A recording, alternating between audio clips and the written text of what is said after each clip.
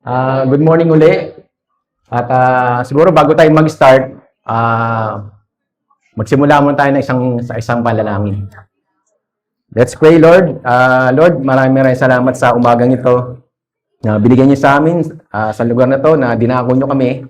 Hindi po to aksidente, kundi ito yung layo ninyo, Lord, upang magpuri at magpasalamat kami sa aming buhay, lalo na yung mga nagse-celebrate ng kaarawan sa month of April, na alam namin ito yung blessing namin, Lord, na na-reach namin yung aming edad na ganito, at alam namin kung yung buhay ay binigay niyo sa amin ay may purpose, Lord.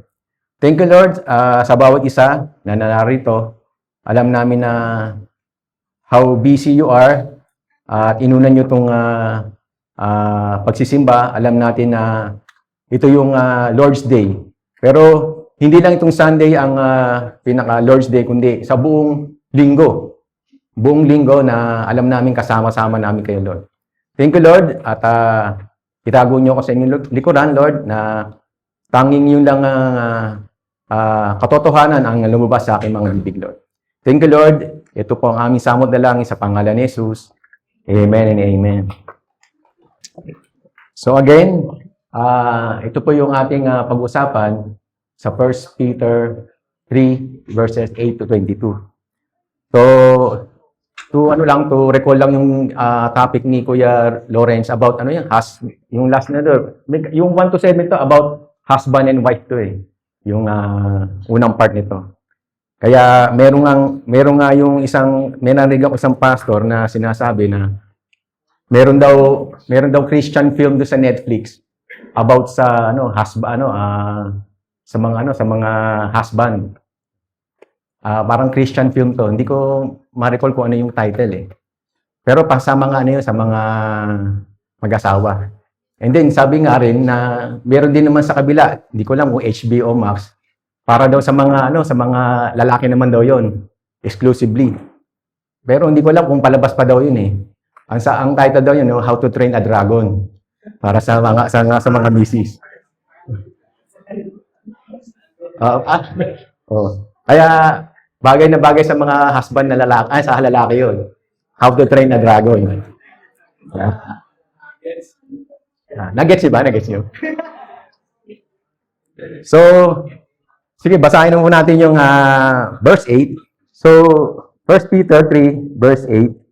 Sabi diyan, finally, all of you, be one of mind, having compassion for one another, love as brothers, be tender-hearted, be courteous, not returning evil for evil, or reviling for reviling, but on the contrary, blessing, knowing that you were called to this, that you may inherit a blessing.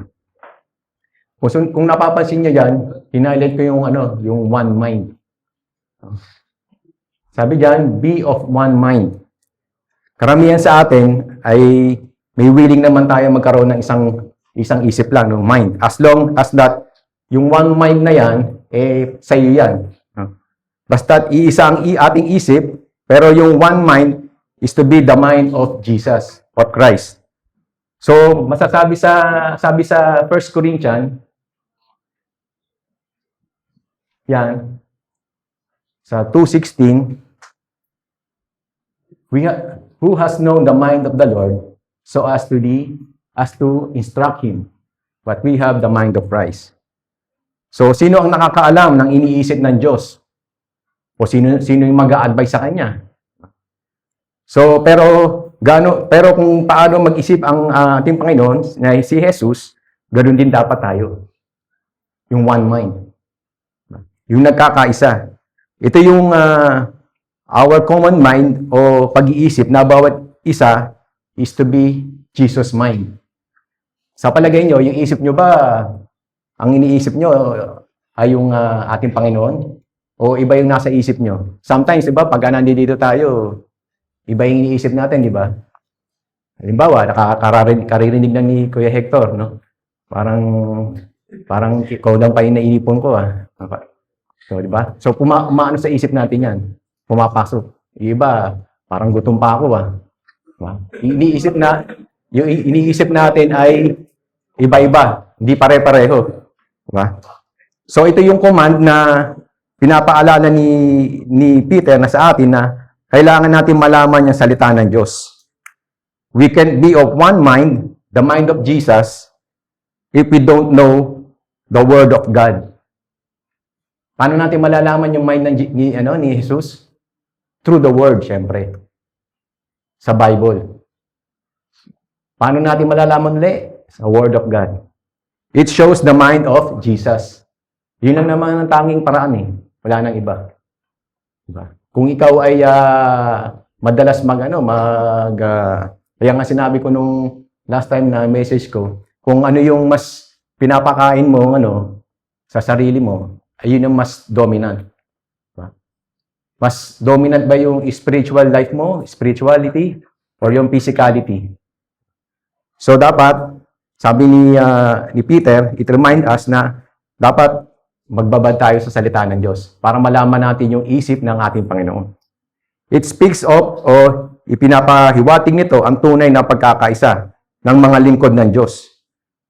Sa church tayo, di ba? Tayo, iisa lang tayo. Pero hindi lahat tayo pare-pareho. Minention ko na rin kanina. Bagamat tayong lahat ay nagkakaisa sa pag-iisip.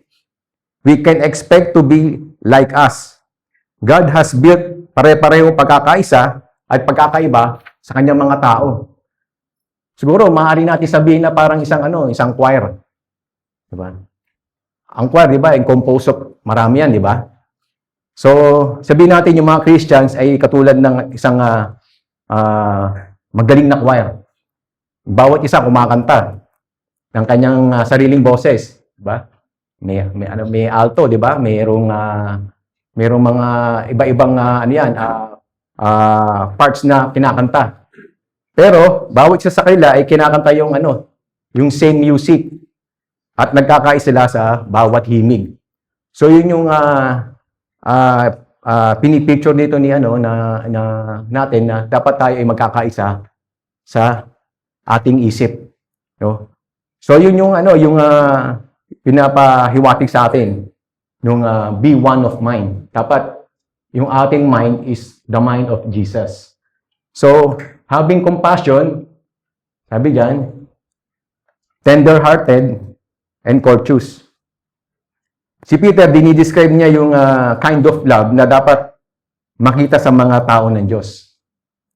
Remember that this was the measure o sukatan na ibinigay sa atin ng ating Panginoon. Na kung sino ang totoong disipulo ko, totoong tagasunod ko, ay sabi niya sa John 13:35, and by this all we know that you are my disciple, kung kayo ay nagmamahalan sa isa't isa. So, paano malalaman? Dapat nagmamahalan tayo. So, yun ang ikaw ay tunay na disiplo o tagapasunod ng ating Panginoon. Si Jesus hindi inuutos sa atin na magustuhan ko siya, ng ating brothers and sisters. But we are commanded to love them. And once na naumpisahan natin na mahalin sila, mauumpisahan din natin na magustuhan sila. Diba? Parang lang yan, boy and girl. Una, hindi mo siya gusto, di ba? Pero pagka kinalauna, pagka usap na kayo, nakakapag-bonding na kayo, medyo naiiba yung nagugustuhan ko na pala siya. Di ba? So, di ba, di naman agad na pagkakita mo kay Ate Nea, uy, I love you, Ate Nea. O, di ba? Hindi man na agad gano'n, di ba? Ganun ba, Maverick? Hindi ba, Maverick? Hindi naman gano'n, di ba? Isa pang evidence of love is compassion. Ito yung sinserong pakiramdam at malasakit para sa needs ng iba. So, our English word ng compassion word ay sympathy. Ay galing doon sa word na yan. Huwag nating hayaang tumigas yung ating mga puso sa isa't isa. I-share natin yung ating kaligayahan, yung mga dumarating na pagsubok. Diba? Sabi nga sa Romans 12:15. So kaya, be happy with those who are happy and weep for those who weep. Dito, tinuturo ni Paul that Christians should share each other's feelings. Diba? Kapag masaya si Ate AJ kasi may baby sila ni Kuya Raymar, di ba? So nakikicelebrate tayo, di ba? Kasi may dumating na blessing. Makitawa tayo, di ba? Ha ha ha, di ba? So hindi lang naman 'yon kasi isang bagay lang naman 'yon kasi pagka nakikita mo isang kapatid mo, kapitbahay nyo ay nagpa-prosper, tapos parang hindi ka masaya, either lang ano lang 'yon, iniisip mo na parang naiinggit ka, diba? Yung mga kapitbahay niyo may mga bagong TV, di ba? May aircon kasi mainit ngayon. Dati isa lang, ngayon ginawang dalawa kasi hindi kaya ng isang aircon. Ikaw paypay ka ng paypay, no? Parang gusto ko maki-aircon sa kanila. No? Pero syempre, yung ganung mga prosperity na nagiging abundant sila sa lahat ng mga bagay, dapat maki-celebrate din tayo, di ba? Huwag tayong unang-una, huwag papasok sa atin yung inggit. Kapag sila ay malungkot, syempre huwag nating ignore 'yon. Tayo, makiramay tayo, di ba? Kung sila yung humagulgol ka din, di ba? Well, parang lang din, makikiramay ka lang. May namatayan, kunyari, may namatayan na kamag-anak o minamahal sa buhay, syempre, makikiramay ka. O comfort mo rin. Tapos yung friend mo na-promote sa opisina. No? Ito, isa sa mga lang to di ba? Makikita natin sa mga corporate world. Bakit siya, di ba? Parang na-share na rin dati. Bakit siya? Dapat ako yung na-promote. No? So, merong timing yan. Baka hindi pa time na ma-promote ka. So, wag tayong maiinggit. No? Time will come na darating ka rin sa lugar na yun. So, Christian love isn't just feelings. Ito ay participation sa bawat buhay nila. So, ang basis nito ay ang katotohanan tayo ay magkakapatid sa isang pamilya. We are taught of God to love one another. Sabi diyan sa 1 Thessalonians 4:9. So, hindi ko lang nailagay diyan. So, be courteous. Sabi diyan, be humble-minded. So, yun yung isang good translation ng courteous. So, ang pagiging magalang o hindi lamang tungkol sa pag-arte. Ng po at opo, ginang, ginoong. So yung humble-minded, yun yung sinabi natin kanina, and after all, yung humility is the foundation of courtesy. Ang kababaang loob, ang pinagmulan ng tunay na kagandahang asal. So humility. Dahil ang taong humble ay inuuna ang sarili o inuuna ang ibang tao bago ang sarili. Amen? So hindi lang minamahal ang ating mga kapatid. Ano ang ating minamahal? Bukod sa ating kamahal-mahal yung katabi mo. Ano pa yung dapat nating mahalin? Siyempre yung mahirap, yung kaaway. 'Di ba? Yung kapatid mo o yung kasama mo na umutang sa iyo tapos hindi nagbabayad. Kalimutan na, 'di ba?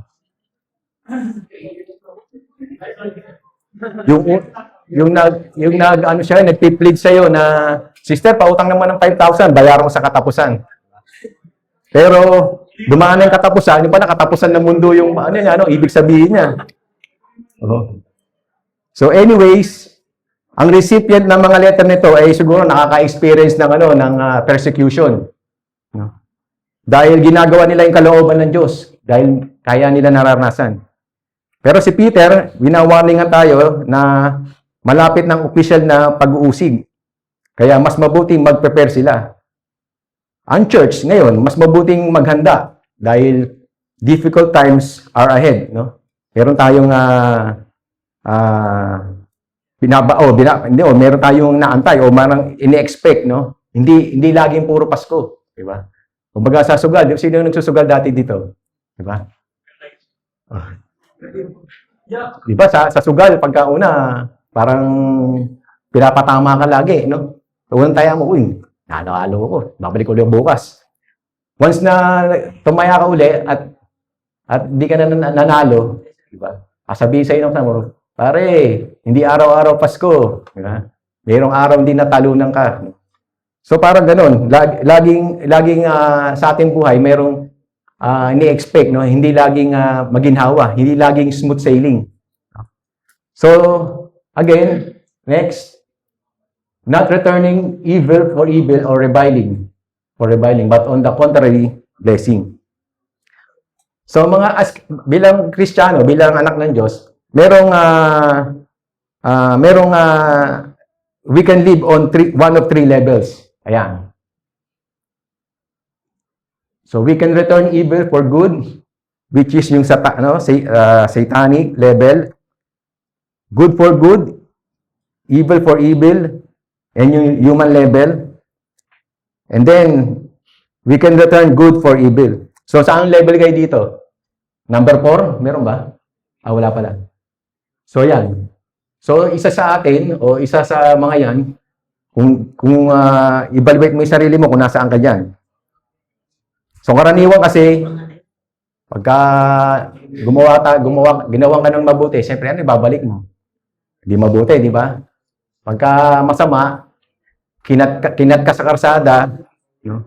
Tapos, galit pa sa sayo, huwag kang gaganti. Ako noon, dati, kinat lang ako, hinabol ko. Oh. Pero hindi ko naman siya inaway. Parang, ginawa ko lang, hinirera ko lang. Pero nagbukas siya ng nagbintana. Nagbukas din ng bintana. Siya pa galit. Pero mali rin ako, dapat hindi ko na inabol. Hinayaan mo na lang yan. So, dapat, we can live in this three level. Mamili tayo dyan. Pero, ang ina-advise ni Peter, yung number 3, syempre. Pero ang pinaka-perfect example, ang ating Panginoong Jesus of this latter approach. As God's loving children, hindi sapat na sundin lang yung an eye for an eye and tooth for a tooth na batayan ng justice. Dapat mag-operate tayo ng basis of mercy. For that is the way of God deals with us. So, walang alitan, walang argumento o personal conflict sa pagitan ng mga believers among tatagal. O kaya naman, mayroon sa ating mga kapatid dito, lumihis ng landas. Imbis na pumunta sa SLEX, napunta ng Cavitex. Di ba? Parang may naalala ako nun. So, merong nalihis, no? Ang mapagmahal na tugon doon, o response ng iba, syempre, makatulong upang hindi magtagal yung problema. Imbis na tulungan natin, ginagatungan pa. Ang natural response to hostility is retaliation. Ang karaniwan ng reaction sa galit o pag-atake ay syempre, pag-gumante.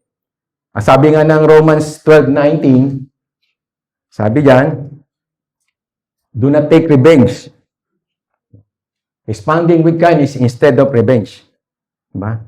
O example ulit, sa work natin, tsaka sa school. Diba? May binubuli ka. So, sino nakaranas ng nagbinubuli sa school dito? Meron ba? O baka kayo nang bubuli? So well, ang natural reaction natin din, siyempre, pagka malaki yung nambubuli sa'yo, tamemi ka, di ba? Karaniwan kasi na nambubuli sa eskwelahan, yung mga repeater.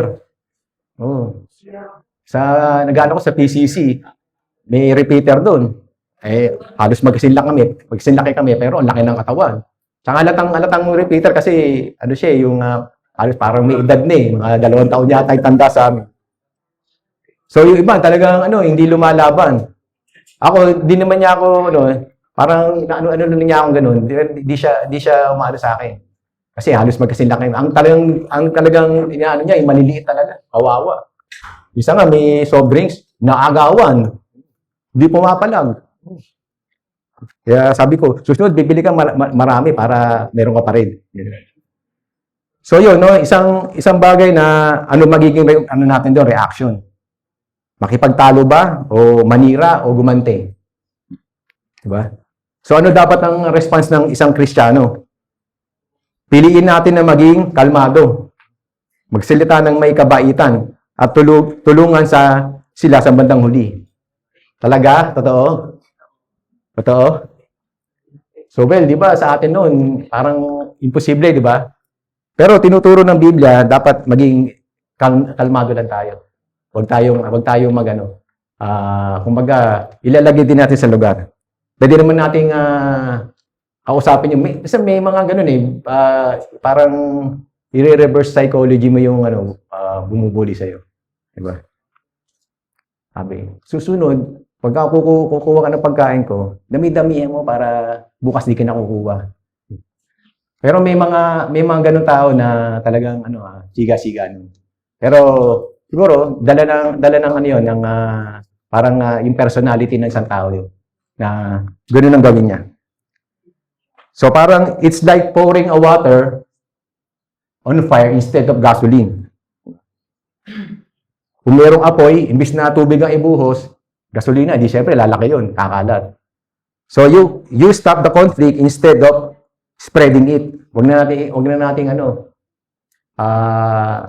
palakihin.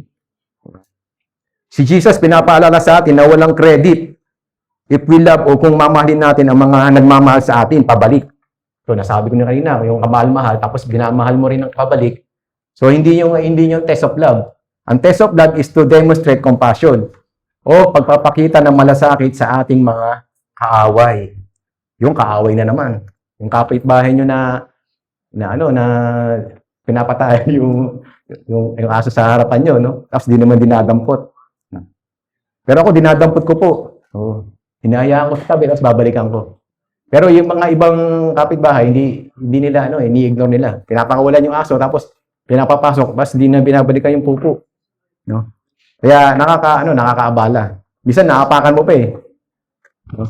We must always be reminded yung ating calling bilang Kristiyano. Dahil ito yung mga katulong sa atin na mahalin ang ating mga kaaway. And do them good kahit tratuhin nila tayong masama. Because we are called to inherit a blessing. Sabi niya sa Matthew 5:10-12. Yan. Sabi diyan, mapalad ang mga naaapi, iniinsulto dahil sa pagsunod sa kalooban ng Diyos. Dahil para sa kanila ang kaharian ng Diyos. We are called to inherit a blessing. Kung meron tayong naranasang pag-uusig sa mundong ngayon, nakakadagdag ito ng inheritance of glory sa heaven someday. And then, verse 10-12. Ayan. For whoever would love life and see good days must keep their tongue from evil and their lips from deceitful speech. They must turn from evil and do good. They must seek peace and pursue it. For the eyes of the Lord are on the righteous, and His ears are attentive to their prayer. But the face of the Lord is against those who do evil. Si Peter, kinote niya rin dito yung Psalm 34:12-16. Sa Peter yan, binasa natin. So kung babasahin niyo yung Psalm 34:12-16, halos parehas yan. Kinote niya yung Psalm 34 niya sa kanyang letter, sa verse 3. 1 Peter 3. So the principle of righteous living are consistent sa Old Testament to the New Testament and encourage Christians sa kanilang conduct. Ang balita sa tungkol sa darating na pag-uusig o persecution ay hindi dapat maging dahilan upang sumuko ka sa buhay. So, ang mga araw na itinuturing ng mundo na masama ay maaaring maging mabuti para sa isang Kristiyano if he only meets certain conditions. Maaari, number 1, yun yung number 1 natin, we must deliberately decide to love life. Dapat natin piliin na kusa na mahalin ang buhay. Ito yung kilos o isa ng act of the will. Ito yung isang kilos na sariling pagpapasya. Ang sino mang nagnanais mahalin ang buhay, isa tong act of faith. Kayang makita ang best sa bawat situation. Ito yung kabaliktaran na opposite ng negatibong pananaw na nakasaad sa Ecclesiastes. Sabi sa Ecclesiastes, therefore, I hated life. Everything is meaningless. Katulad nitong hangin na hinahabol. We can decide na tiisin ang buhay at gawing pabigat ito. Tumakas sa buhay na parang tumatakbo ka, papalayo, dahil parang may isang laban o gera. O i-enjoy mo naman ang buhay dahil God is in control. Pwede 'yon. Pero si Peter, ini-encourage tayo ng yung mga readers niya na maging positive sa buhay. And by faith, sulitin ang bawat situation. So, dapat mahalin natin meron kang intention. Sinasadya mong mahalin ang buhay. Ito si Solomon, bagamat napakayaman na niya, nasa kanya ng lahat, nasabi pa niya yan na lahat ay walang kabuluhan. Parang like chasing the wind. So, yan yung una. Dapat meron tayong deliberate na to love life. Number 2, we must control our tongue. Dito, sino ba yung dito? Hindi makontrol ang tongue. Ang dila. Padalos-dalos. Sabi diyan, always read James 3 and Psalm 141:3. Many of the problems of life o ang buhay ay nagmumula sa maling salita. Nasabi, sa maling diwa, dapat tayo ay laging nagbabasa ng salita ng Diyos. Sabi diyan, always read. Lalo na yung, kumbaga, may specific book. James 3 tsaka Psalm 141.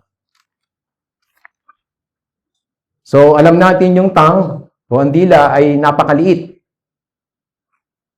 Pero that makes grand speeches. Sabi nga sa isang commentary, yung dila is the world's smallest but largest troublemaker. So, napakaliit, no? Parang isang tiny spark lang dyan sa gubat, kayang sunugin yung buong pagubatan. Dito sa church, nagkalat ka lang ng usap o chismis dito na si ganito sa Ginoon. Alam mo ba, si ganito, ganun doon. O, maniniwala ka na ba? Halimbawa, wala si Ate Marix eh. May alam ako yung Ate Marix eh. Alam ko, malapit na siya ikasal din eh. Wala siya rito eh. Pero hindi chismis yun, totoo yun.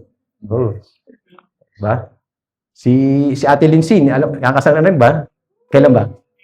O next year, Buti wala si rito, si Tim Timothy rin, Baka nag-iisip din siya, parang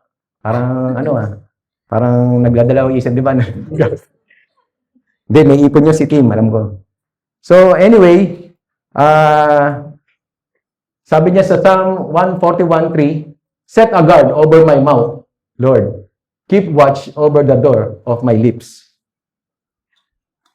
The problem with us, kasi minsan tayo, kinakategorize natin yung kasalanan. Katulad ng, murder. Tapos, ano pa ba? Adultery. Tapos, yung sikat na yun, na parang nagnanakaw sila, pero parang di kasalanan yun. Okay lang magnakaw. Limpak-lipak na salapi, diba?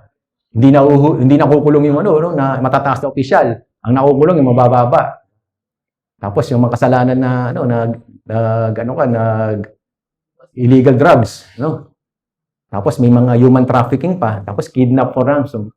So, kinakategorize natin yun. Kumbaga, nilalagyan natin ng antas. Nilalagyan natin ng rango. Di ko gagawin yan kasi, delikado yan. Dangerous. Pero, what about the sin of the mouth? Yung bibig natin, paano? Careless, reckless, na iniisip mo na ito'y okay, pero it's not okay. Hindi okay yun. I want you to live a life that pleasing to God. Therefore, dapat sabihin natin itong prayer na to na set a guard over my mouth. O Lord, keep watch over the door of my lips. Kaya alam ni Peter kung ano yung kung gaano kalala ang consequences nung careless, reckless, tsaka yung mga mapanlait na mga salita. Kaya walang lugar to sa kasinungalingan sa buhay ng isang believer. Wala tayo dapat yan. Kailangan tuyagin natin pinagpagpe-pray. Yung tongue kasi, talas. Diba? Sa isang salita mo lang, pwedeng pumatay. Magkamali ka lang ng ibang salita, maaaring magkagulo. Diba?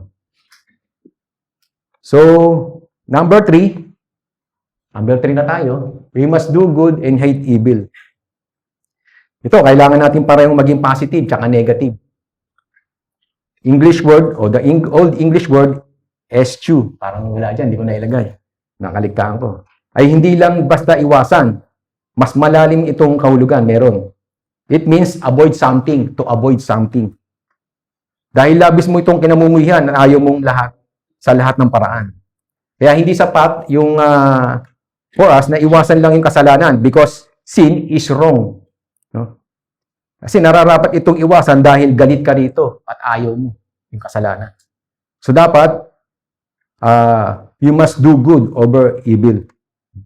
And number 4, we must seek and pursue peace.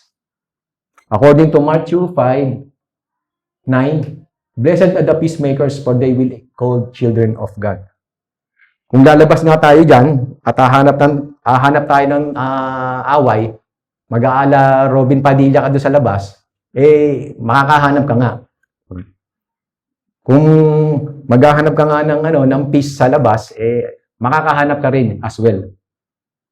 Pero hindi ibig sabihin nito, peace at any price, dahil ang righteousness ay dapat laging maging batayan ng kapayapaan, ng peace. Sabi nga dyan sa James 3, peacemakers who sow in peace reap a harvest of righteousness. Ito yung mga or good things or of justice. Yung tinutukoy dito ng righteousness. So, simple lang ang meaning nito, that a Christian ay nagiging mahinahon sa pakikitungo sa iba ay hindi nagkikreate ng gulo dahil gusto nang nilang makuha ang sariling kagustuhan. Kung possible ito, sabi sa Romans 12:18, do all that you can to live in peace with everyone. So hanggat kaya nyo pakisamahan nyo ang lahat ng tao, minsan ito, hindi rin posible ito. Romans 14:19. Then let us aim for harmony in the church and try to build each other up. So maghangad tayo ng pagkakaisa sa church.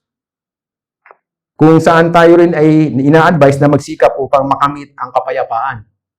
Pero hindi ito dumarating na automatic. Pero kung ang ating enemies ay nagte-take advantage, maaaring itanong niya sa atin na naghahanap kami ng peace. Pero sila naghahanap naman ng gulo. Diba? Si Peter ay nagbigay ng assurance na yung mata ng Diyos ay nasa mga righteous. And then, yung tenga naman ng ating Panginoon, bukas yun sa kanilang mga panalangin. Diba? Dapat lang pagkatiwalaan ang Diyos to protect and provide. For He is alone can defeat our enemies. Kung alam niyo yung thermostat, tsaka thermometer, yan. Yung thermometer, ito yung nagsusukat ng temperature. Kung may lagnat, di ba?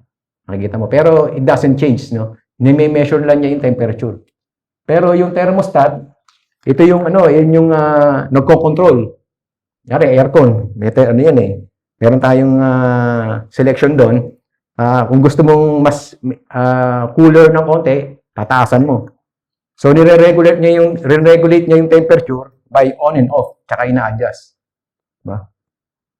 Yari, may sitwasyon na yung pamilya mo, classmate mo, tsaka mga katrabaho mo, ay laging nag-argue, nagtatalo. Tapos, puno ng drama. Nakakaranas ba kayo ito? Mga classmate nyo, bisan, nag-emote, nagdadrama-drama. Tapos, umpisa na yan, magtatalo-talo na yan. Diba? Ba't ka nag-emote? Hindi, may camera eh. So, ano ang dapat natin response dito? Bilang Kristiyano, yung mga nagtatalo-talo, makikisali ba tayo? Siyempre, hindi. Naalala ko isang beses pagka yung may naririnig na parang balita hindi niya masyado marinig. Lumalapit siya, gumaganon-ganon. Ano yun? May antena. Hindi mga yung antena. Mahina siguro signal. Baka 2 bar lang. So, nakikisali sa chismis. Diba? So, iwasan natin yun. Tapos, speaks truth gently. Dapat pagka magsasabi ka ng katotohanan, dapat mahinahon ka. Tsaka may lambing. Diba? Tapos, banayad. Banayad whiskey. Hindi, sabihin, ay mahinahon, kalmado lang. Diba? Meron kasi nagsasabi na katotohanan na masyadong sarcastic, no? Masyadong masasaktan yung sasabihin mo, 'di ba? Sister, masarap yung niluto mo. Pero sa totoo lang hindi masarap 'yun, di ba? So imbis na sabihin mo yung masasaktan siya sabi, ang alat ng niluto mo. Malangis. Di ba? So try to bring peace. So sinusubukan magdala rin ng kapayapaan. So yun ang maaari nating response. So verses 13 to 15 na tayo. Ang sabi diyan, and who is parang hirap bigkasin parang tongue twister and who will harm you if you become followers of what is good. But even if you should suffer for righteousness' sake, you are blessed, and do not be afraid of their threats, nor be troubled, but sanctify the Lord God in your hearts, and always be ready to give a defense to everyone who asks you a reason for the hope that is in you, with meekness and in fear. Itong mga verses na ito ay ini-introduce the third main section ng 1 Peter. God's grace in suffering. Ini-introduce the important spiritual principle that the fear of the Lord conquers every other fear. So dinadaig yung bawat takot. Si Peter kinote niya yung Isaiah 8:13 to 14. To back up yung kanyang admonition paalala na siya ang most powerful of all at kilalanin bilang banal. He is the only one you should fear. So ang dinidescribe na rito ang ating Panginoon. Yan. Pero yung setting dito ng Isaiah quotation ay napaka-importante. Kung naalala niyo si King of Judah, si Ahaz, face a crisis. Kung naalala niya yung story ni King Ahaz na siya yung hari ng Judah na meron siyang kinakaharap na problema. Kasi yung bansa niya, yung hari niya gusto sakupin ng mga Assyrian.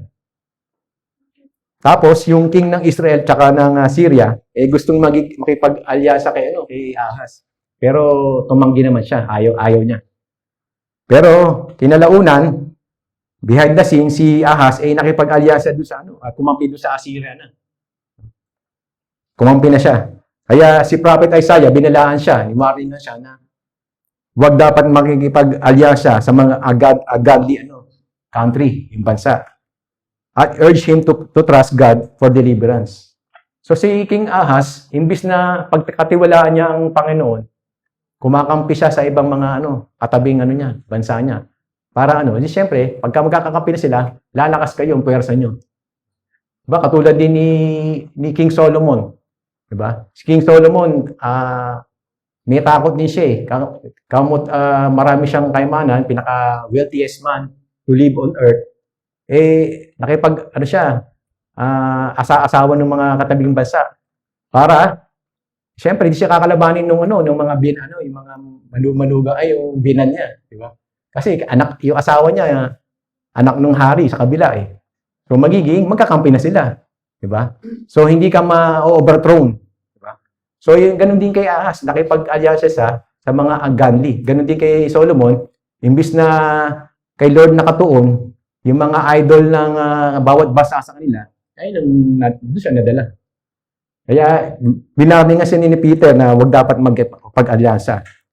Sa atin, bilang Kristiyano, meron tayong hinaharap na crisis at natutokso tayong magpadala sa sarili natin mga takot. Tapos, minsan, nagkakaroon din tayo ng mga maling desisyon. Pero if we sanctify Christ as Lord in our hearts, hindi natin kailangang matakot kailanman sa tao at sa anumang sitwasyon. Amen? Ang ating mga kaaway might hurt us but they cannot harm us. Tayo lamang ay masasaktan kung tayo ay lalayo sa Panginoon. Diba? Kung tayo natatakot sa mga tao, sa mga bawat sitwasyon na dumarating sa atin, hindi natin dapat katakutan, sabi. Ang mas nakatakutan natin, yung makapag, ano siya, atin, yung pumapatay, no? Yung pumapatay ng espiritu, tsaka yung kaluluwa natin. Ito, tao lang eh. So, meron kang kakamping Diyos, ba't ka matatakot? Diba? Karaniwan, hindi tayo kinakalaban ng mga tao kapag gumagawa tayo ng mabuti. Diba?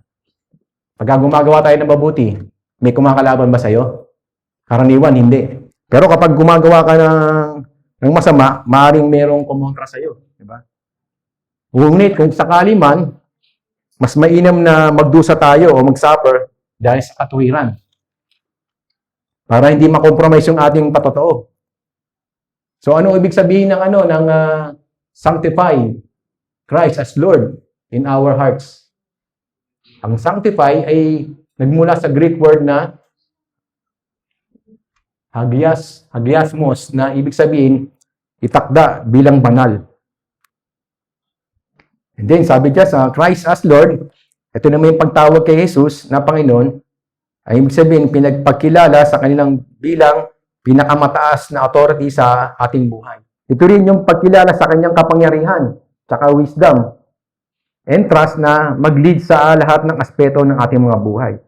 Pero parang mas simple, ibigay sa kanya ang buong buhay mo at mamuhay para lamang sa kanyang glory. Diba? Mas mahalaga yung kinakatakutan mo yung hindi natin pagkalugod sa ating Panginoon. Hindi na please. Dapat matakot ka doon. Kaysa sa mga maaring gawin ng tao para sa iyo. I-combine pa rin natin yung Matthew 6:33 at Romans 12:1-2. Ano sabi ng Matthew 6:33? Seek first the kingdom of God and His righteousness, and all these things shall be added unto you. And then yung Romans 12:1-2, parang wala dyan. Ito yung pang-araw-araw nating attitude bilang yung of faith na sumusunod sa salita niya, kahit ano pa ang maging kahihinatnan. Kapag si Jesus ay Diyos sa ating buhay, bawat crisis ay nagiging opportunity para magpatotoo. Sino nakakaalam ng apologetics? Ito yung branch ng theology that deals sa defense of the faith. Eh, di ba, nung binasa natin yung kaninang verses, na dapat maging handa tayo. Kung ano may yung patutunayan mo, yung depensa mo, yung hope na inaasahan mo sa ating Panginoon. Kaya bawat Christian tayo should be able, o dapat kaya niya ipagtanggol yung katuwiran na merong hope sa ating Panginoon. Lalo na sa mga kalagayang parang wala ng pag-asa. Isa sa mga evidence na si Jesus ay isang Diyos sa buhay mo ay yung agad nating kahandaan, yung readiness. Minsan dito nagkakaroon tayo ng problema pagka yung may nagtatanong sa atin tungkol sa ating pananampalataya, parang natatamemi tayo minsan. Diba? Hindi natin alam kung ano yung sasagot natin. Kaya dapat magkaroon tayo ng kahandaan. Maging ready tayo palagi.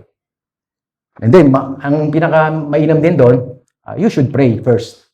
Para humingi tayo ng tulong sa banal na espiritu para kung ano man yung isagot natin sa kanila, ito yung maglilid sa atin. Hindi yung sa ating sariling salita lamang. Sa verse 16 and 17 na tayo. Keeping a clear conscience so that those who speak maliciously against your good behavior in Christ may be ashamed of their slander. For it is better if it is God's will to suffer for doing good than doing evil.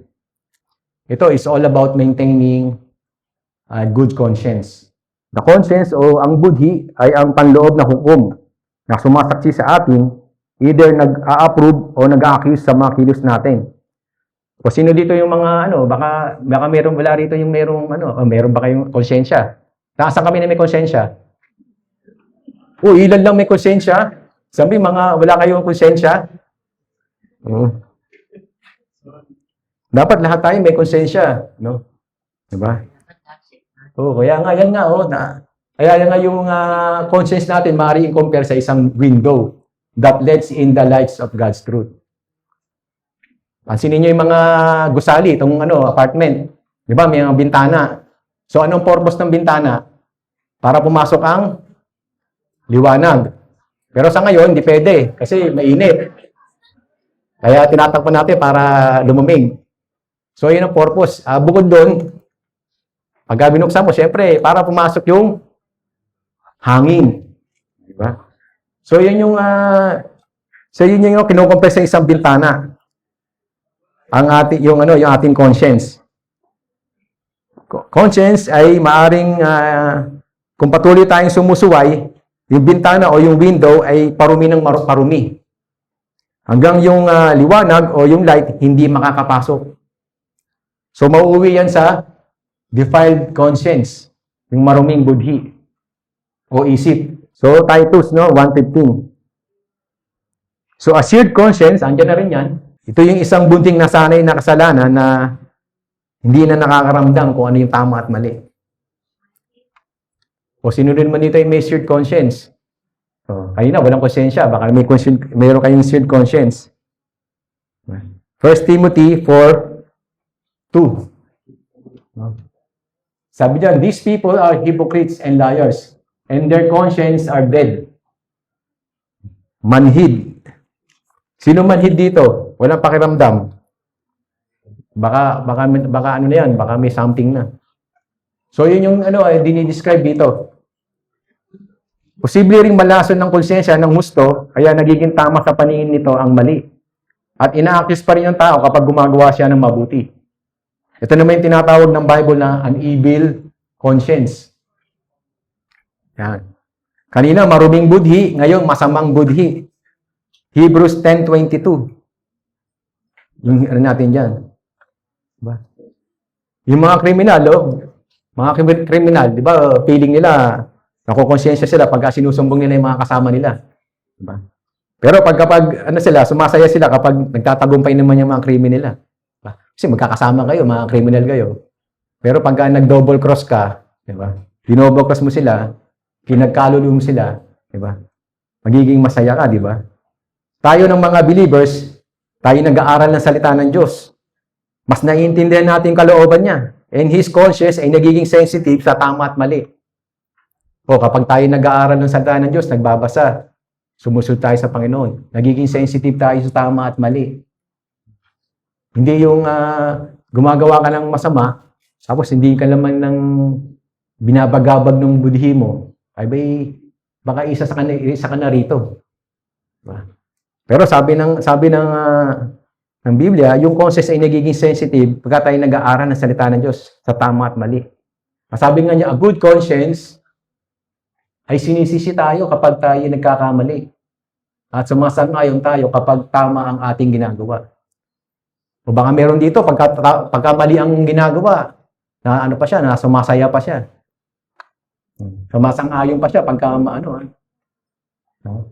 Ayun yung good conscience, no? So, ang question naman, how does a good conscience nakakatulong sa isang believer sa panahon ng trials and opposition?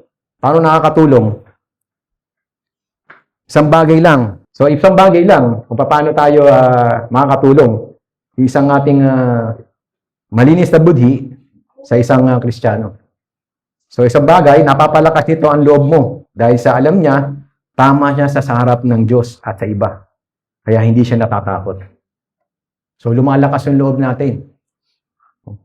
Kung kilala nyo si Martin Luther, meron siyang monument sa Worms, Germany. At merong inscription doon, his courageous words na sinasabi before the church council noong April 18, 1521. Kung di nyo kilala si Martin Luther, isang German monk. Theologian siya, tsaka professor. Na naging central figure siya ng Protestant Reformation, si Martin Luther. Tsaka kilala rin siya for challenging the authority of practices ng mga Roman Catholic. Yun yung si Martin Luther. Sabi nga niya dyan, here I stand. I can do no other. God help me. Ang sinasabi niya rito, kung hindi niya mapuprove na mali siya o mali ako gamit ang Bible, hindi ko babawiin yung aking mga sinasabi. Kasi galing sa salita ng Diyos yun. Yung kanyang conscience o yung budhi niya ay nakatali, nakabound, nakaangkla sa salita ng Diyos. Kaya hindi ako maaaring kumilos laban dito. Ayun ang ibig sabihin. Narito ako, hindi ko kayang gumawa ng iba. Kaya God help me. Yun yung inscription, yun yung message ni Martin Luther doon noong 1581. Yung sa Worms, Germany. Parang daming worms nun.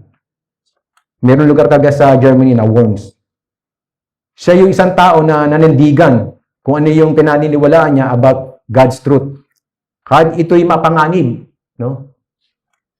Alam natin yung noong unang panahon kung sino yung against the government, pinapatay. Kaya kahit mapanganib to, sige pa rin siya. Show strong courage and faith. And then, a good conscience is also give us peace in our hearts. A good conscience is also give us peace in our hearts. At kung panatag ang loob mo, natin, kaya nating harapin yung mga pagsubok sa labas. Panatag, ha? Ang hindi mapanatag o walang peace na konsensya ay naghahati sa puso at na-dedrain yung lakas. Kaya hindi siya nakakagawa ng maayos, hindi nagpa-function. Yung sarili mo. So, how can we boldly witness o magpapatotoo ka kung kay Kristo, kung ang ating budi ay laban sa atin? O paano magpa-function yun? So, hindi, di ba? May stress ka lang, ma-dedrain ka talaga. Diba? Si Peter made it clear na ang conscience alone ay hindi sapat ng batayan ng tama o mali. Sapagkat ang tao, pwedeng gumawa ng ng mabuti o masama. Diba? Kung isang tao, dinusobey yung salita ng Diyos at sinasabing tama ito, dahil hindi siya binabagabag ng kanyang konsensya, para na rin siya inadmit na rin niya na mayroong something doon sa budhi niya. No? Mayroong mali. So sabi diyan, conscience is a guide, safe guide only when the Word of God is the teacher. Kung yung konsensya mo, yun yung ligtas na gabay. Ito po yung tanging ligtas na gabay kapag ito lang ay yung salita ng Diyos ay nagtuturo. Yun yung magiging batayan. Diba? Yung about dun sa last Sunday, diba, nagtanong si Ate Di Christine. Lumabas? Sa taas. Yung about dun sa yung suicide ba yun? Yung Christian na nag-suicide. Nagbibigay kami ng insight ni Kuya Clive noon. Bumubulong-bulong kami dito. Anyway, sabi ko nga sa kanya na maiisip mo lang naman yung pagka yung sasaktan mo yung sarili mo. Kung sabihin mong ikaw na isang Kristiyano, maring hindi ka pa ganun kalalim na yung faith mo, yung ugat mo. Kumbaga sa puno, mababaw ba yung ugat mo, pero kung isipin mong na saktan yung sarili mo, na alam natin na yung mababaw ko pa, hindi rooted pa yung pananampalataya mo sa Diyos. Kaya pwede mong maisip yun, na desperately, parang wala ka ng pag-asa or something may bumabagabag sa puso mo o sa konsensya mo. Maaring mong masabi yun mga yun. Maaring mong i-act. Kasi nga, hindi ganun kalalim. Ilang taon na yung namatay, parang bata pa no? Young adult. Kaya yung mga kabataan, alam natin na sinasabi ng Bible na ni-expect natin yung paghihirap, yung tribulation, yung mga problema. Kaya dapat huwag nating i-ignore yung bawat nagsasalita rito o yung Bible reading natin, i-absorb natin yon kasi mapakahalaga nun. Kasi yung tribulation, yung suffering natin, yan, darating. Kung paano, kung hindi, mababaw yung foundation mo, dumaan yung bagyo, tumbak ka agad. Maaring maisip mo yun na pwede mong saktan yung sarili mo kasi parang wala nang pag-asa. Binrek ako ng boyfriend ko, girlfriend ko, parang wala nang pag-asa. Ang daming dyan, babae, tsaka lalaki. May mga nakapalda, tsaka nakapantalon. binray ka lang, tapos sasaktan mo na yung sarili mo. Diba? Okay, natanggal ka sa trabaho. Diba? Okay naman, iba. Parang may nabalita dati, tumalon sa building nila, yung high school ba yun? Binaksak nung professor o teacher. Parang nagkaroon ng something doon sa tumalon. Diba? Tapos yung tumalon din doon diyan sa may MRT ba, LRT, diyan sa may Marcos Highway. Tapos may natamaan na kotse, di ba? Parang estudyante rin yata yun. So, maaring hindi siya ganun sabihin natin, Kristiyano sila o hindi. Wala silang alam sa salita ng Diyos. Maaring magawa talaga nila yun. Kaya mga kabataan, alam natin na huwag tayong pa-easy-easy o yung mga young adult, huwag tayong sabihin natin, tsaka na akong mag-aaral ng salita ng Word of God. Paano kung dumating yun, as hindi ka naman handa? Ano mangyayari? So, pwede nating saktan yung sarili natin. No? Now, which is, may kasalanan. Kaya nga binigay sa iyo ng Panginoon yung buhay mo dahil para ingatan. Kasi, regalo yan eh. Dapat mong ingatan. Bakit mo sasayangin? Diba? So, doon pa lang, semplang na yun. Dapat, hindi mo talaga hahayaang mangyari sa buhay mo yun. So, hayaan mo nga rin yung isang born again na mag-work sa isang opisina. O kaya tumira sa dormitory. So mamaya-mayang konti, may problema na yan. Christians are lights in this dark world. Philippians 2:15, no? And they reveal the unfruitful works of darkness. So dapat tayo maging light. Sa madilim na mundo ito. Kadiliman. Di ba?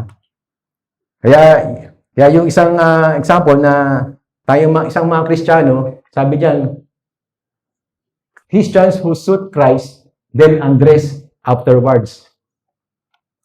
Ano ang pinopoint dito? Halimbawa, nandito ngayon tayo. Pagpasok mo dito, sinusuot mo yung si Christ. Nagpupuri tayo, magpe-pray tayo dito, kumakanta. And then afterwards, paglabas natin dito, hinuhubad natin si Kristo, si Christ. So ano nangyari?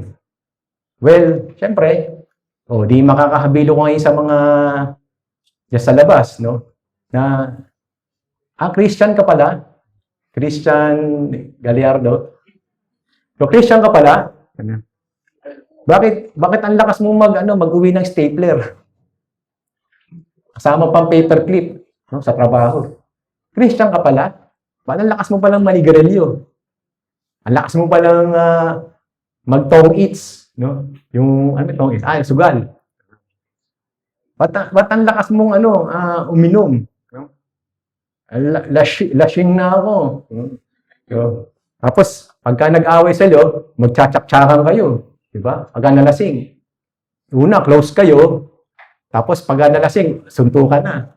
Yun pala, may mga sama ng loob. Diba? Kaya dapat, si Christ, yung ating Panginoon, hindi lang natin dito sinusuot sa church, kundi paglabas natin, suot-suot din natin. Itali natin para hindi natin mabad.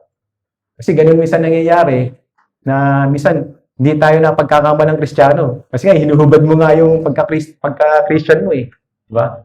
Kasi magi-criticize ka pa. Christian ka pala. Hindi halata. So that, sabi niya sa Philippians 2:15, so that no one can criticize you, live clean, innocent lives, as children of God, shining like bright lights in a world of crooked and perverse people. This, sinasabi niya sa Ephesians 5:11, take no part in the worthless deeds of evil and darkness. Instead, ilantad mo sila, no? Expose. Kung mabalikan natin yung buhay ni Joseph, no? Nung siya nag-start na maglingkod doon kay household ni Potiphar, tapos inaakit siya nung asawa, no? Nag-refuse siya doon sa kasalanan, and then nakulong siya. And then, yung buhay din ni Daniel. Ano sabi sa Book of Daniel? Yung mga government official ng Babylon, nagpaplanong ipahamak si Daniel. Dahil yung kanyang buhay at gawain ay patotoo laban sa kanila. No? Si Joseph, naglingkod, naging matapat sa Panginoon, naging faithful siya, pero tinapon siya sa kulungan. Si Daniel naman, naging faithful din siya pa, sumusunod siya, hinihagis naman siya saan? Sa mga, ano yung isa sa, lions, den. Gising si nanay. So, tama. So, kaya ang ating Panginoong Jesus, sa mismong buhay niya, sa lupa, ay nahayag yung makasala ng puso at mga gawa ng mga tao. Kaya siya ay pinako sa krus. Kasi in-expose niya yung mga gawa ng mga tao. Kaya kung nais nating manatiling malinis yung ating konsyensya, dapat harapin yung kasalanan at i-confess agad. Paano natin pananatiliin yung bintana para maging malinis? Pupunasan araw-araw. Yung dyaryo, na basa-basa ng konti. Paano natin we must also spend time in the Word of God. So yan yung paglilinis. Kumbaga, yung salita ng Diyos para hindi manatiling marumi, para makapasok yung hayaan natin makapasok yung liwanag. Kasi pagka di tayo nag-aaral, nagbabasa, magiging blanco tayo. Nagiging marumi yung bintana, tatsik ng putik tsaka ng mga mantika. Diba? So dapat mag-spend tayo mag-read, nag-study ng Word of God. And then verse 18 na tayo. Malapit na tayo. Ito yung the death of Christ. For Christ also suffered once for sins, the just for the unjust, that He might bring us to God, being put to death in the flesh, but made alive by the Spirit. Ito yung binasa natin sa iba pang susunod na paragraph. This material ay parallel sa sinulat ni Peter sa 1 Peter 2. Si Peter presented Jesus bilang perfect example of one who suffered unjustly, and bagamat sumunod din siya sa Panginoon. Si Jesus suffered once for sin, so wala na pong any sacrifices o atonement na mangyayari dito. Maliban yung sa ginawa ni Jesus sa cross, kahit yung ating sariling pagtitiis o pagdurusa, hindi na makapagbabayad sa ating mga kasalanan yan. Dahil yung price has already been paid ng ating Panginoon. The just for the unjust, sabi diyan yung naka-green, si Jesus ay isang perfect example of suffering for doing good. Siya yung righteous, nagtiis para sa ating lahat, who are the unrighteous, at ang purpose nito ay para sa lahat, ay to bring us to God. Isa red. Para ma-restore yung tila wasak o patay na relasyon natin sa Panginoon. Yung phrase na bring us to God ay isang technical term that means gain audience at court. Dahil sa ginawa ni Jesus on the cross, na ngayon meron na tayong open access sa ating Panginoon. Mababasa natin yan sa Ephesians 2:18. Ayan. Now all of us can come to the Father through the same Holy Spirit because of what Christ has done for us. And then yung 3:12, because of Christ and our faith in Him, we can now come boldly and confidently into God's presence. So ngayon, makakalapit na tayo mayroong lakas ng loob sa kanyang trono at mayroong rin tayong access to His marvelous grace o yung kanyang dakilang biyaya para ma-meet yung ating pangangailangan araw-araw. Nung napunit nga yung veil sa temple, ito yung simbolo na the new and open way to God sa pamagitan ng ating Panginoong Jesus. Being put to death in the flesh but made alive in the Spirit. Si Jesus namatay, tapos binuhay ng Diyos Ama. Diba? But was raised from the dead by the Holy Spirit, and then the Bible tells us na yung Holy Spirit raised Jesus from the dead. It's also sinasabi rin na yung Father ay binuhay din siya. At the same time, Jesus from the dead, si Jesus din raised Himself from the dead. John 2:18-22. Kumbaga, yung resurrection was the work of triune God. Yung tatlo. Our God ay mayroong tatlong may totoong body. Yan, yun yung triune God na huli. Yan. So, ang ating Panginoon ay mayroong real body. Diba? Matthew 26, no? Take this and eat it. This is my body. Diba sabi? And then, tsaka meron din sariling soul. Now, my soul is deeply troubled.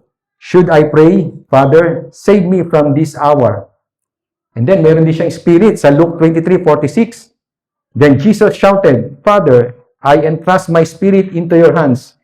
And with those words, He breathed His last. So, hindi siya Diyos na nasa katauhan lang ng tao. Sa isang tao. Siya yung isang tunay na Diyos na nagkatawang tao. When He died, ibinigay niya yung kanyang spirit sa Ama. Gayunman, maliwanag na kung siya ay made alive in the spirit, ito yung isang pagkakataon ng kanyang spirito ay dapat namatay din. Malamang ay yung noong siya ay ginawang kasalanan para sa atin at iniwan ng Ama. 2 Corinthians 5:21. Sabi diyan, for God made Christ who never sinned. Wala siyang kasalanan. To be the offering for our sin. So that we could be made right with God through Christ. So meron tayong access sa ating Panginoon. Diyan, meron tayong open way. So verse 19 na tayo. In 20. After being made alive, He went and made proclamation to the imprisoned spirits. To those who were disobedient long ago, when God waited patiently in the days of Noah, while the ark was being built. In it, only a few people, 8 in all, were saved through water. So then, ayon kay Peter, sometime between His death and resurrection, Jesus made a special proclamation to the spirits in prison. So, meron tayong dalawang ma-raise na question dito. Number 1, who were these spirits that He visited? Yung minention niya dyan. Number 2, what did He proclaim? Ano ba yung sinabi niya? Ang mga nagsasabi na these spirits in prison ay spirits of lost sinners. Na si Jesus brought the good news ay may ilang problema na to solve. Una sa lahat, si Peter is referring sa mga tao as souls, not in spirits. 1 Peter 3:20. Ayan. So, sa New Testament, dinidescribe yung salitang spirit is used to describe angels and demons. Hindi human beings. Dagdag pa dito, wala kahit saan sa Bible na sinasabi na si Jesus visited hell. Meron ba? Meron? Wala. Sa Acts 2:31, sinasabi He went to Hades. Pero ang Hades is not hell. Ulitin natin, ang Hades is not hell. The word Hades refers to the realm of the unbelieving dead. Ito yung temporary lang na lugar kung saan naghihintay ng resurrection. Kung babasahin niyo yung Revelations 20:11-15, merong dyan, yung NASB tsaka NIV version, makikita natin yung important distinction. Hell is a permanent and final place of judgment, yung hell for the lost. Yung Hades naman ay temporary place. Kumbaga, pansamantala lamang. Kapag isang Christian ay namatay, hindi siya pupunta sa anumang lugar doon. Amen? Amen tayo? Amen? Mga Christian, ano man doong lugar doon, Hades or hell, hindi tayo pupunta ron. Amen? Amen. Ako, kala ko parang gusto nyo Diba? Ibinigay ni Jesus His Spirit to the Father. Tapos namatay siya. And sometime between His death and resurrection, visited the realm of the dead. Kung saan, He delivered a message. Meron siyang sinabi doon sa mga spirit beings. Malamang ito yung mga fallen angels. Kung babasahin niyo yung Jude 6, naka-indicate po doon. Where somehow na related sa period, yung bago yung baha, yung flood. Sa 1 Peter 3:20, maliwag na the word translated preach. Sa ibang kasi preach ang nilagay dyan. Saan ba yun? Wala. Oh, yun, yung proclaim. Yung iba kasi doon, sa ibang version, preach ang nakalagay. Babasa natin. Preach. So, yung the word preach ay ginamit, simple lang ang meaning nito. To announce as a herald. Ayan. To proclaim. Hindi ito yung salitang ibig sabihin ay to preach the gospel that Peter used no, sa 1 Peter 1, saka sa 1 Peter 1:4. Yeah. So, si Peter, din niya sinabi sa atin kung ano ang pinoproclaim ni Jesus sa mga imprisoned spirits. Pero maaaring ito yung redemption. No? Message of redemption, since angels cannot be saved. Mababasa natin sa Hebrews 2:16. For surely it is not angels he helps, but Abraham's descendants. So, ibig sabihin, para sa mga anghel ang layo ni Jesus dito. Si Jesus ay dumating para tulungan at iligtas ang tao. Lalo na ang mga naniniwala sa Diyos. So, walang kinalaman yung angel dyan. So, marahil ito ang isang declaration of victory over Satan, tsaka yung kanyang mga kampon. Sabi niya sa Colossians 2:15, in this way, he disarmed the spiritual rulers and authorities. He shamed them publicly by his victory over them on the cross. So, ang tanong dito, how these spirits, may question tayo dito, how these spirits are related to the pre-flood era? May relation ba? May connection ba? Si Peter, hindi niya na-explain eh. Ilang mga estudyante naniniwala na yung sons of God na sinasabi dyan sa Genesis 6:1-4, ang mga fallen angels who cohabited. Sabi ng cohabited ay yung mga namuhay, nagsama, nakasilamuha sa mga sa mga tao at nag-produce ng lahi ng mga giants o mga higante. No? So, sa Asian text, katulad ng Book of Enoch, wala naman sa Bible yon. Sa mga ancient Judaism, they accepted yung ganitong interpretation. Na-accept daw nila yan. Pero, sa mga modern scholars naman, nire-reject nila itong ganitong view. Dahil ito yung kanilang view, angels are described as spiritual being. Yan.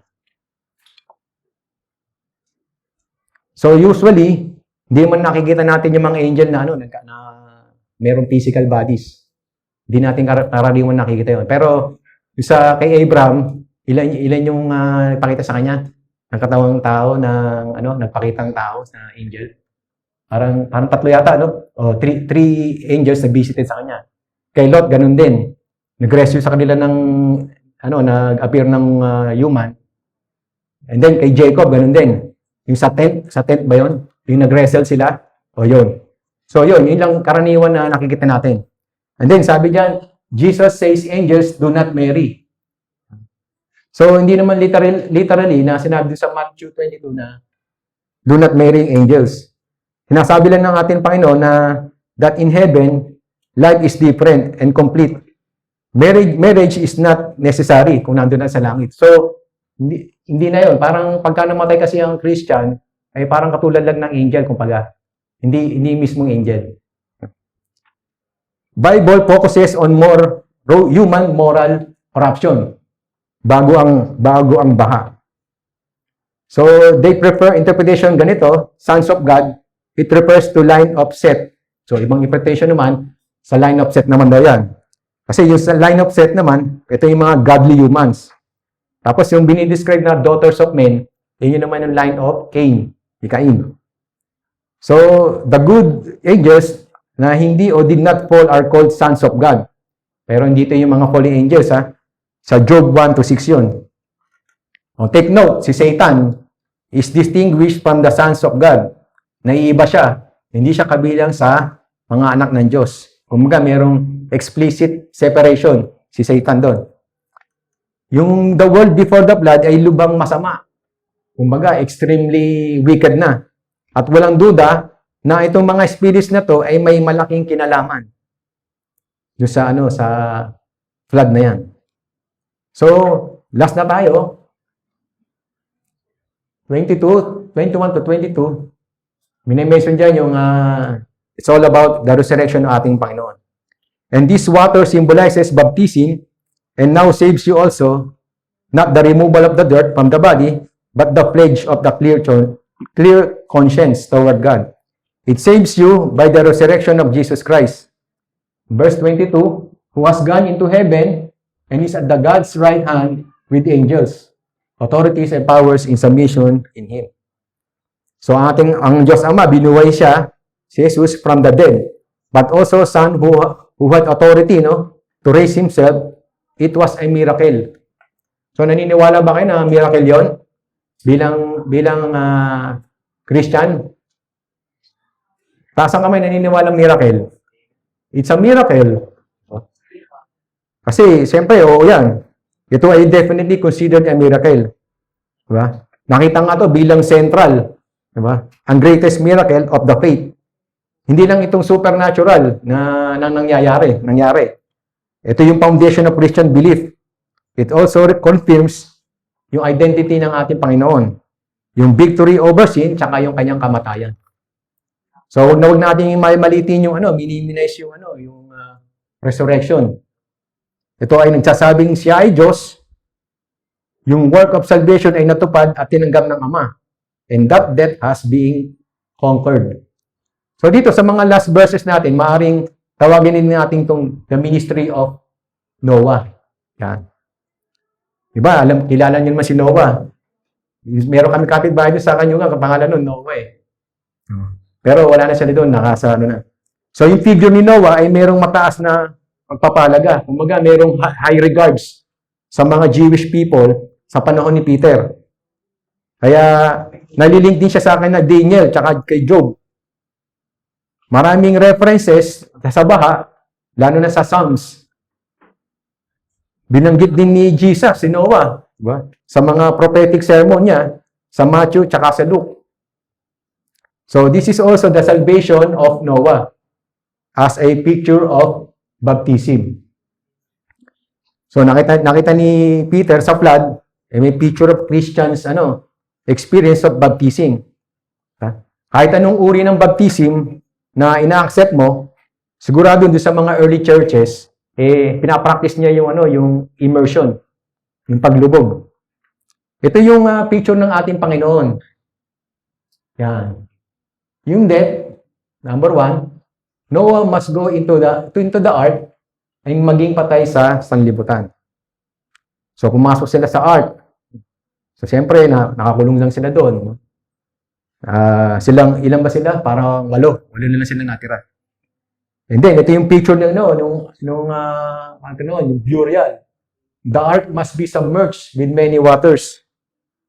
Kailangan mailubog. It's a picture of burial. And then, yung resurrection, after ilang na panahon, some after time, then after some time, si Noah at yung pamilya niya lumabas.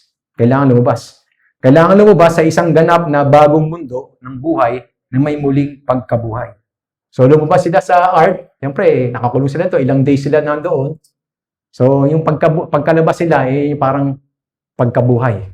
Diba? So, si Jesus also used Jonah. Death, burial, and resurrection. Yung sa kanyang, resurrection. He referred his suffering as a baptism. So, Peter, naging maingat sa pag-explain ito kanyang illustration kasi baka he does not imply yung salvation by baptism. Hindi ibig sabihin nito na naliligtas ang tao dahil sa bautismo. Kasi ang baptism lamang ay simbolo ng naliligtas sa atin ayon sa pamamagitan ng resurrection. Doon tayo naliligtas. Diba? Ang tubig sa katawan o paglubog o immersion ay hindi nakakapag-alis ng kasalanan. Ano nakakapag-alis ng kasalanan? Yung stain natin. The blood of Jesus can do that. Alagay dyan sa 1 John 1:7. So ano ba talaga nakakapagligtas sa atin? What really save us? Not the removal of dirt from the body, but the pledge of a clear conscience. Yan. Si Peter, di ba? Maingat kanina. Parang nakaligtaan natin. O, tama. Okay na. So, ano yung what really save us? Ang tunay nagliligtas sa atin ay ating tugon ng mabuting budhi. O good conscience, o malinis na conscience natin sa Diyos. So, ayan ang tugon natin. Yung isang budhi, ginawang malinis sa pamamagitan na natapos na ginawa ng ating Panginoon. Yung resurrection. So, Christ who has gone into heaven and is at the right hand of God. So, malapit na tayong matapos. So, ito yung example ni Jesus, proves yung point ni Peter sa 1 Peter 3:9, noong siya ay nagsuffer for doing good, you will inherit a blessing. So, nakita natin yung completeness ng gawa ng ating Panginoon.